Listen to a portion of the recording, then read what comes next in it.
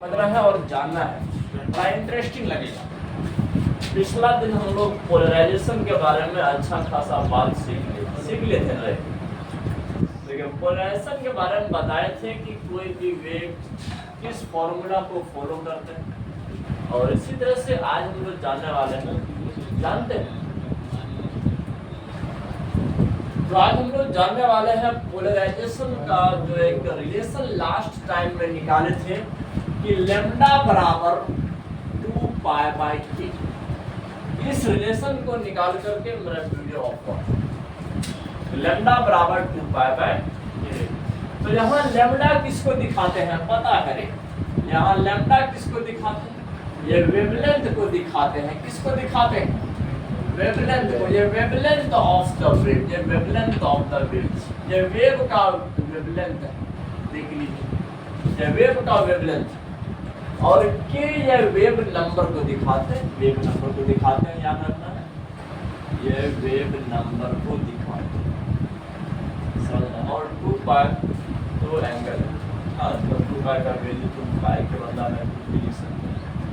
3.14 लिखो, या तो फिर अगर डिग्री की दुनिया में जाओगे तो 180 डिग्री लिखो। हाँ, कुछ भी लिखो चलेगा। चलो आज इसके बाद यहाँ तक हम लोग जान लिए थे। इसके बाद हम चलो आज एकदम न्यू टॉपिक बताते हैं कि जब कोई भी वेव अगर चलते हैं तो इस फॉर्म में चलते हैं। यह बात पहले ही आउट किए थे, इस फॉर्म में चलते हैं। और इसमें जो आपका लाइट वेव है वो इलेक्ट्रोमैग्नेटिक वेव, मतलब उसमें इलेक्ट्रिक फील्ड भी होता है और मैग्नेटिक फील्ड भी होता है। इलेक्ट्रिक फील्ड भी होता है और मैग्नेटिक फील्ड भी होता है।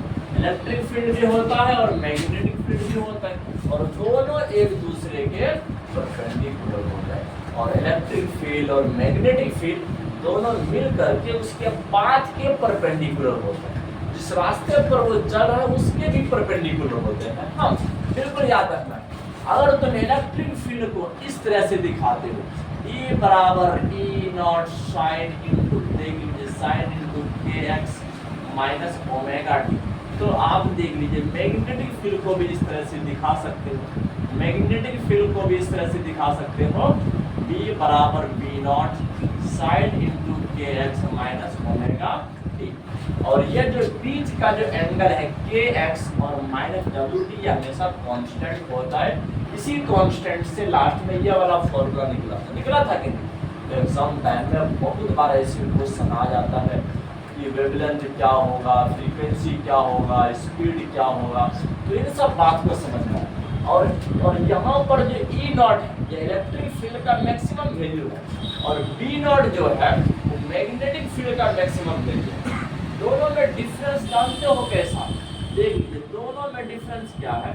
इलेक्ट्रिक फील्ड जो होता है और बटा मैक्सिमम मैग्नेटिक फील्ड जो होता है, ये रेशियो हमेशा कांस्टेंट होता है। क्या होता है? कांस्टेंट होता है। इलेक्ट्रिक फील्ड और मैग्नेटिक फील्ड का जो मैक्सिमम वैल्यू है, ये रेशियो ऑलवेज क्या होता है? कांस्टेंट होता है। इसी कांस्टेंट टर्म को कहते हैं स्पीड ऑफ लाइट। क्या कहते हैं? Speed of light. इसी को कहते हैं स्पीड ऑफ लाइट, याद रखना है। इसी को कहते हैं speed of light. Exam time में जानते हो इस बार सीबीएसई बोर्ड में जो क्वेश्चन आया था एकदम धरती हिला देता। इलेक्ट्रिक फील्ड का फॉर्मूला दे दिया था, इसका क्या वैल्यू होगा क्या अगर वो पहले बता दिया था, और मैग्नेटिक फील्ड का पूछ दिया था मैक्सिमम वैल्यू। अगर ये रिलेशन एग्जाम के टाइम में याद रहता है तो एमसीक्यू आपको बहुत इजी लगेगा ना कि समझ, क्योंकि इस पर आधारित बहुत बार एमसीक्यू आते हैं सीबीएसई में, जेक में और डिफरेंट बोर्ड में आते हैं।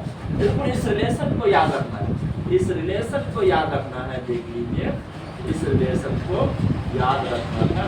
हाँ, अच्छा, तो अब ये जो वेव जो जा रहा है, ये अगर इलेक्ट्रिक फील्ड मान के चलो ये एक्स एक्सिस में जा रहा है, मैग्नेटिक फील्ड वाई एक्सिस में जा रहा है, तो इसका जो पाथ जो होगा, रास्ता जो होगा, वो कौन सा एक्सिस होगा? जेड एक्सिस होगा।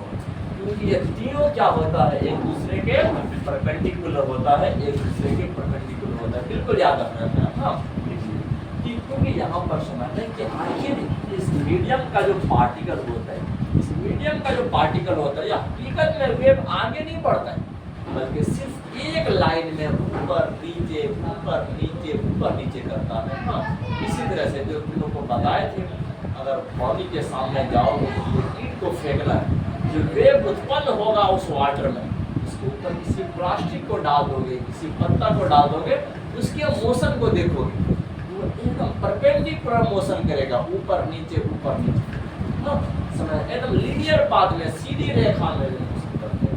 इसीलिए याद रखना है, इलेक्ट्रोमैग्नेटिक वेव जो होता है, देख लीजिए, इलेक्ट्रोमैग्नेटिक वेव जो होता है, इसका और सब भी नाम दिया गया है कि इलेक्ट्रोमैग्नेटिक वेव जो होता है, याद रखना है, इलेक्ट्रोमैग्नेटिक वेव जो होता है इसको प्लेन पोलराइज्ड वेव या तो लीनियरली पोलराइज्ड वेव कहते हैं। इसको लीनियर पोलराइज्ड वेव, पोलराइज्ड, इसको लीनियर पोलराइज्ड वेव बोल सकते हो। क्योंकि इसका जो पार्टिकल मोशन करता है ऐसा लीनियरली एक सीधा रेखा मोशन ऊपर नीचे, इससे आगे नहीं जाता, आगे नहीं जाता, इसका पार्टिकल आगे नहीं जाता है, सिर्फ वेव एक डिस्टर्बेंस आगे जाता है, डिस्टर्बेंस। हम लोग सर याद करो, एक 9th क्लास में हम लोग को पढ़ा करते थे कि इसमें वेव आगे जा रहा है लेकिन मीडियम का पार्टिकल ऊपर नीचे कर रहा है। दोनों के बीच में कितना डिग्री एंगल बन रहा है बोल दो, देख रहे यहाँ जान दो कि वेव आगे की ओर जा रहा है और मीडियम का पार्टिकल, किसका, मीडियम का पार्टिकल परपेंडिकुलर में मोशन कर रहा, परपेंडिकुलर में, तो इसके डायरेक्शन ऑफ प्रोपेगेशन के परपेंडिकुलर हो रहा है मीडियम के पार्टिकल का मोशन।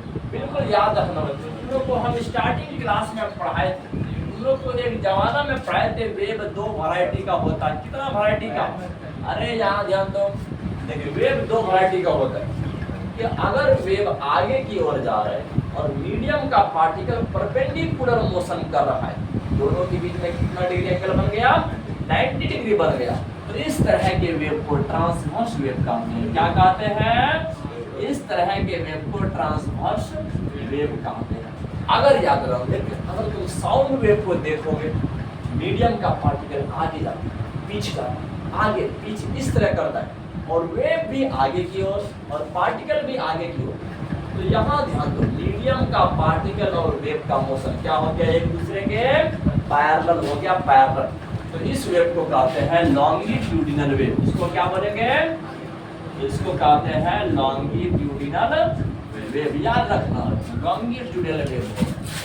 तो इसमें वेव का मोशन और पार्टिकल का मोशन क्या होगा, एक दूसरे के पैरेलल होगा। क्या होगा, पैरेलल। लेकिन ट्रांसवर्स वेव में क्या होगा, एक दूसरे के परपेंडिकुलर होगा।